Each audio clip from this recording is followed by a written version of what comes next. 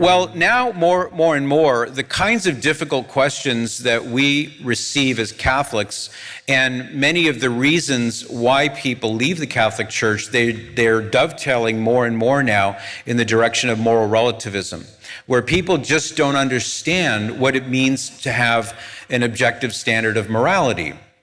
And we live in a culture where there's a great deal of confusion about what is subjectively true. For example, you may like a certain flavor of ice cream and your husband doesn't like that flavor of ice cream. Or you might like a certain kind of music, your husband doesn't like that kind of music. It's true for you to say, opera is wonderful music, I love how it sounds, and it's not true for your husband. And those kinds of truths are subjective. In other words, they don't depend upon any kind of external ideal. It's just simply what appeals to you or what doesn't appeal to you. It could be your taste in music, your taste in food, your taste in art, whatever it may be.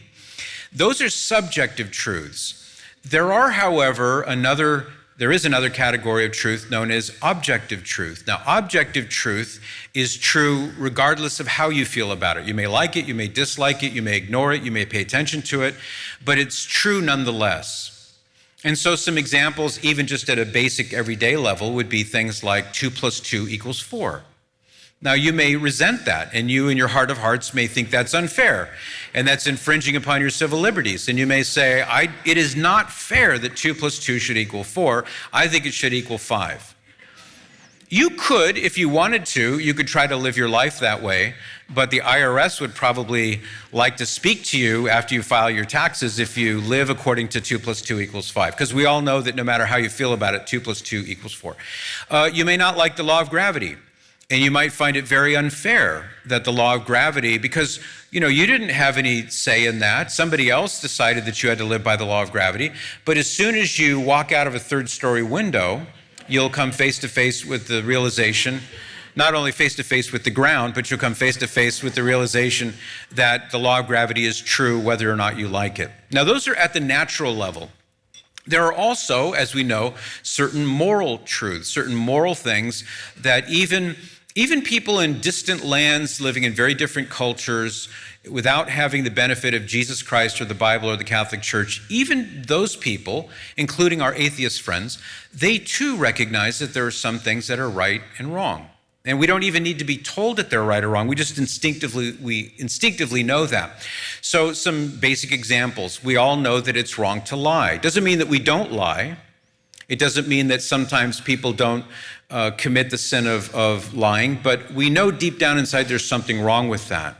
The same thing with, for example, cheating on exams, or killing somebody, or stealing somebody. These are all basic categories of what we as Catholics would regard to be part of God's moral law.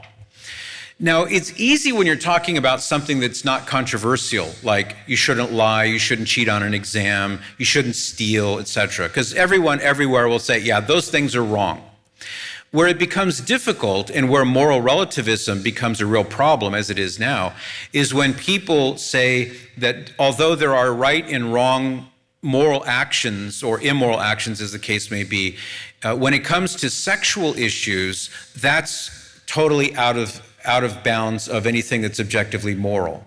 And you'll notice that people don't fight over the objective morality of lying or stealing or murdering, but they do fight and disagree over issues such as alternative lifestyles. We now have the transgender issue to contend with. And generally, in our culture at least, they tend to be sexual in nature. And here again, this doesn't mean that people who say there are objective moral standards, it doesn't mean that they're saying this because they're perfect, or that they never commit sins, or that they never transgress those moral laws, but rather they're simply saying, in spite of human weakness, in spite of our own sinfulness, nonetheless, we recognize that there are some things that are objectively immoral and objectively moral. And in this talk, what I'd like to do is to kind of walk you through how to spot moral relativism when you see it, and how to respond to it in a way that's effective. That's probably the most important thing, is how do you respond to people who say things like, hey, if you don't like abortion, don't have an abortion. But you can't tell me I can't have an abortion.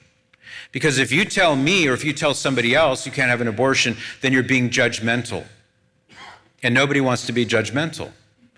If you tell me that I can't live this alternative lifestyle, so if you were unhappy about the Supreme Court ruling last June about the redefinition of marriage, defining it now as no longer one man and one woman, but now 2 men or 2 women. And those of you who listen to my program, you know that it's one of my points that I come back to repeatedly, and that is that there's nothing particularly special about the number 2 if there's nothing particularly special about man and woman. And so if we can change man and woman to any combination thereof, then there's no reason to stick with the number 2. Why should we? Why not 3, 4, 5? You've heard me say 5 dudes and a chicken before. Well, 5 dudes and a chicken would be the logical eventual outcome for a moral relativist position that says there's nothing objectively true or moral in itself with regard to marriage. It's just a social construct. And if we can change it to 2 men or 2 women, we could change it to any number of people. It doesn't even have to be human after a while. You hear me talk about robots, and some people say, why do you say robot all the time? I know the word is robot. Just like I know the state of Washington is not pronounced Washington, but I say that sometimes on purpose. People will think I'm brainwashed if I say it that way. I say robot because when I was in grammar school, one of the nuns that taught me in grammar school, that's how she pronounced it, and I always thought it was funny.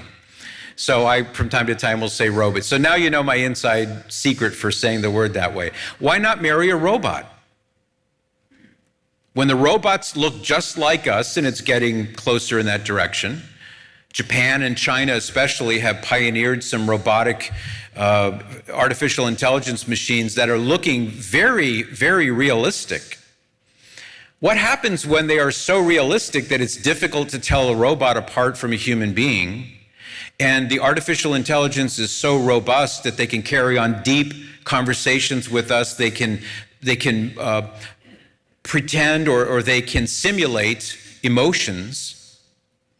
If you are lonely, or you've experienced a divorce, or maybe you can't find that certain someone that you want to fall in love with and live the rest of your life with, what happens in a society when we have a plethora of robots who will always listen to you and never judge you and fall in love with you, quote unquote, because they're programmed to do so? Why would our society not redefine marriage once again to say, sure, marry a robot?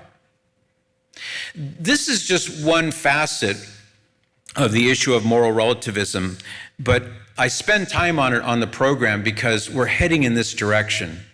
And that's why it's so urgent, I believe, that all people of goodwill, especially all of you here today, that you become adept at recognizing moral relativism when you see it, and you'll notice it in the movies, television programs, certainly in our political dialogue, social conveniences that we experience. It's heading in that direction. And even if we can't necessarily stop it, at the very least, we can be a light of Christ shining in a dark place. Wouldn't you agree that that in itself is a good thing? Let's define moral relativism. I have a few specific things I want to tell you about that. First of all, moral relativism, here's one definition. It's the theory that there's no objective standard of truth, and that truth, so-called, is simply what is expedient or convenient or desirable for an individual or a society. In other words, no one has a right to force his or her morality on anyone else. The Britannica Encyclopedia defines it this way. It's the philosophical view that what is right or wrong and good or bad is not absolute, but variable and relative, depending upon the person, circumstances, or social situation. Rather than claiming that an action's rightness or wrongness depends on the circumstances, or in other words, this is how it says it, that it depends on the circumstances, and that people's beliefs about right and wrong are really relative to their own social conditioning, and therefore what is truly right really depends only on what the individual or the society thinks is right. And because what people think will vary with time and place, what is right will also vary. If, however, changing and even conflicting moral principles are equally valid, there is apparently no objective way or justifying principle that we can say some things are valid for all people and all times. That's what we're up against here. So it comes down to you.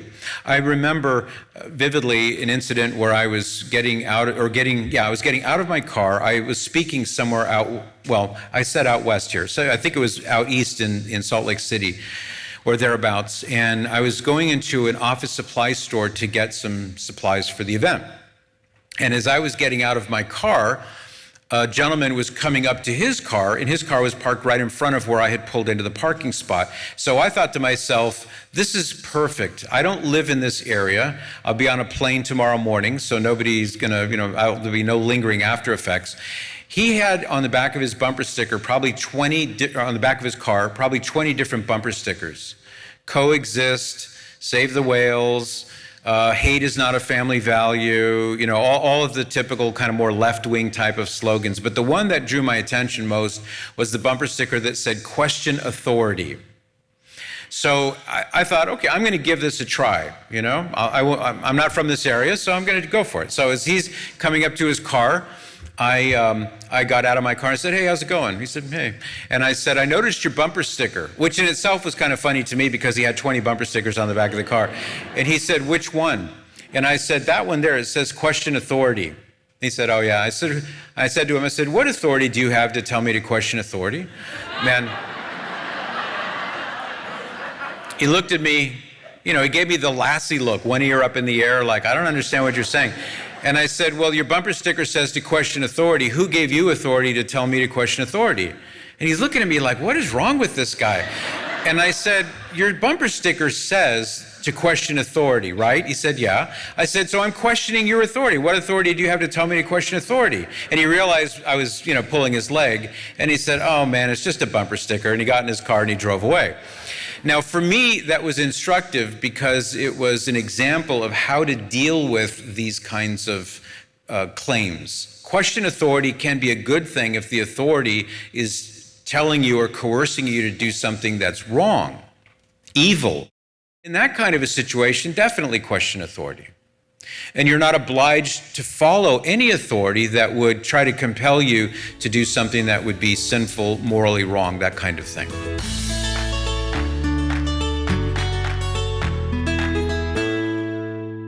Media is powerful. It can change a culture.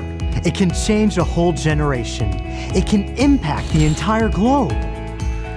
2 years ago, Shalom World TV was a dream. Today, it's a reality. A commercial-free, high-definition television network broadcasting from the United States of America, reaching 375 million English-speaking people around the globe. We want to reach to the ends of the earth. Throughout the year, Shalom missionaries work day and night to accomplish this mission, to produce programs that evangelize the culture. What is wrong with contraception? Tonight on Seekers. I can make time for you. For divine knowledge. We want to continue this mission. We want to produce more programs to impact this generation positively. Will you be with us? Can you take a commitment of donating just $25 a month for the next 12 months? We assure you of our prayers. Visit shalomworld.org/donate today. We thank you for your generosity.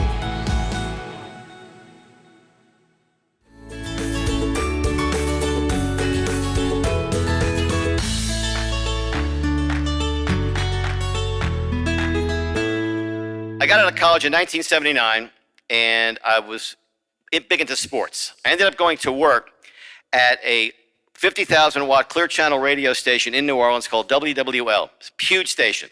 You could hear it all over the country at night. I got a job I really didn't deserve to get. It was a sports talk show host, and I didn't deserve the job. I got the job, and it was a big deal. It was a lot of fun. And when I was done with my evening show, it was 6 to 8 every night. From 8 to 12, I would spin these tapes. They had reel-to-reel tapes, and a lot of Protestant ministers would buy airtime in 30-minute blocks on our station because it went all over the country, and I would spin these tapes. I mean, Jimmy Swaggart, Marvin Gorman, all the people you've heard about, Robert Schuller, and I'd spin these tapes. And not one syllable of anything those guys said sunk in. I thought they were creepy, thought they were weird. and didn't concern me in the least what they had to say. If you'd asked me, Chris, I'll give you $1 million, please tell me who Jesus was. I didn't know. I didn't know if, I'm serious as hard. I didn't know if he was a real person, if it was a fictional character. I didn't know what the story was. No one ever told me. Well, somehow I played these tapes for a couple years, and nothing sunk in. And it occurred to me fairly early on that I wasn't going to be the next Howard Cosell, so I decided I needed to make some money and be successful, because my goal in life was to make as much money as I could make. And the ultimate goal was I wanted to have the biggest, baddest Mercedes-Benz they sold. It's funny. It's funny, but the really weird part is that was the truth back then. I really wanted that. And I wanted power. I wanted prestige. I'm gonna go be a lawyer. That'll be really cool. So I went to law school. Got out in '84. Got a job at a big law firm in New Orleans. And by about '85 or '86, I was living a dream as far as I was concerned. Doing fairly well financially, and I was the center of my own universe. I was the pope of my own church. And it was great because I made all the rules. Kind of what Patrick was talking about this morning in the moral relativism world. I decided what was right.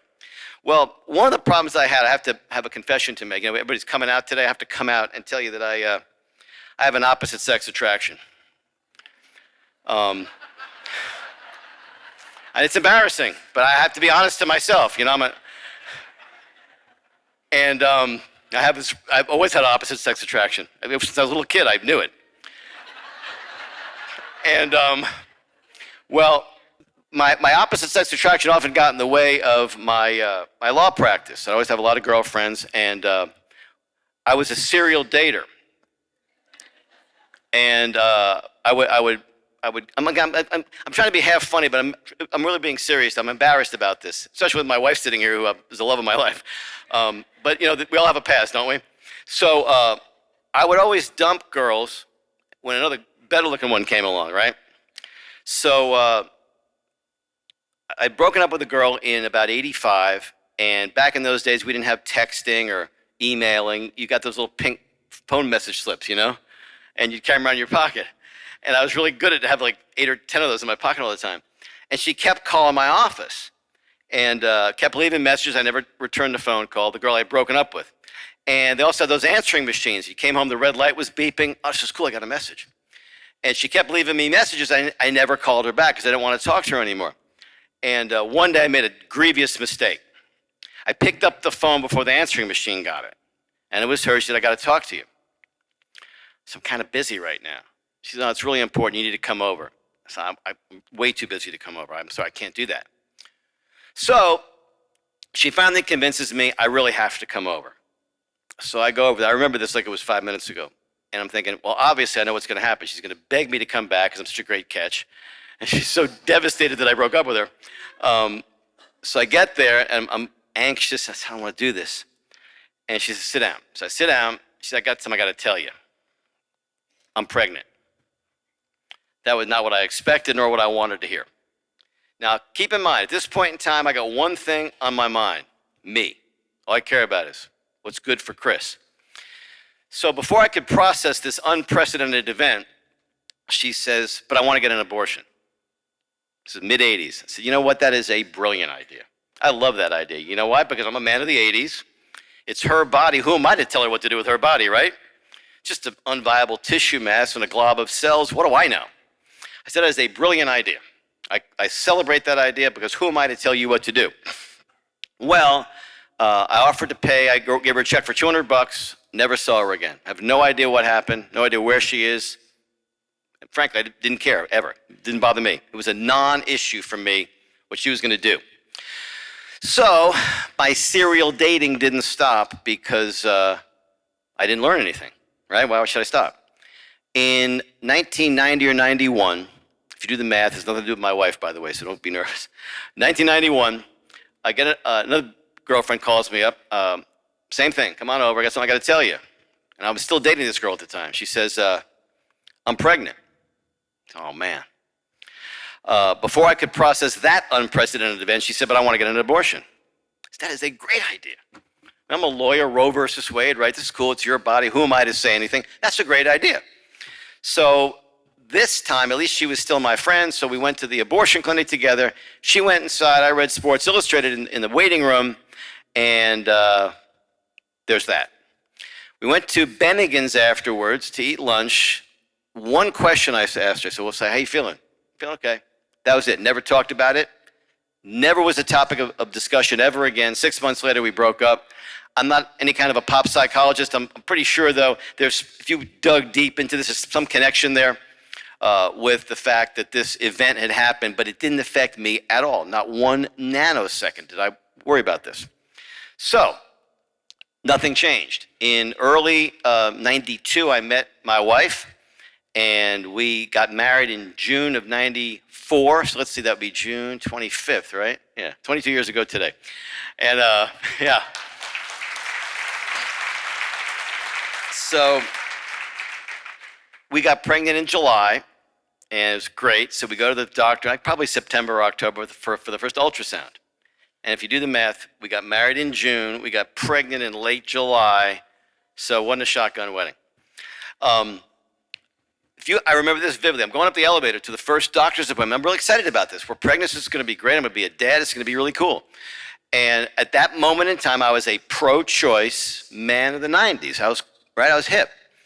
And we go in the doctor's office, and they got a poster on the wall with all those steps of conception. At 18 days this, at 2 weeks that, at 4 weeks this. I'm going, what's this?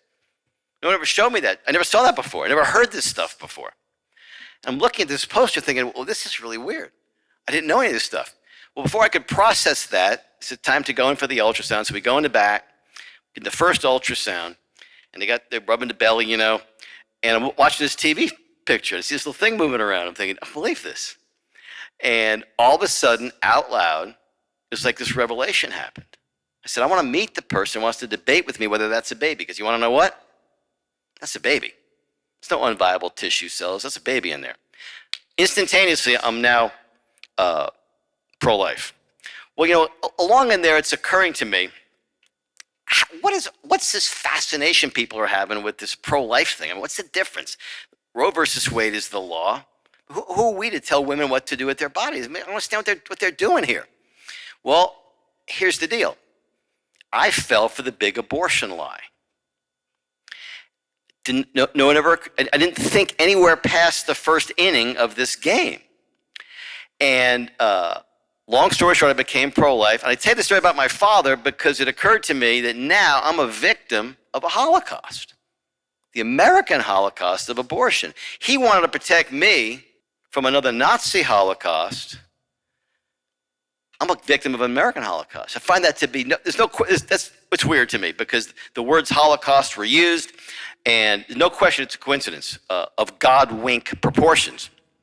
So here I am, convicted of the fact I've killed 2 of my own kids in 85 and 91, and 3 people on the planet know. Me, girl 1 and girl 2. My wife doesn't know. So one night, I'm really getting convicted about this. I said, I got to tell her.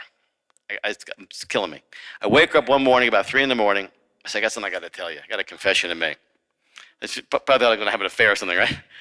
I said I had 2 abortions. And we talked through. She was just a complete saint. And so now I said, whatever I can do to help somebody save babies, I'm going to do the best I can to save babies.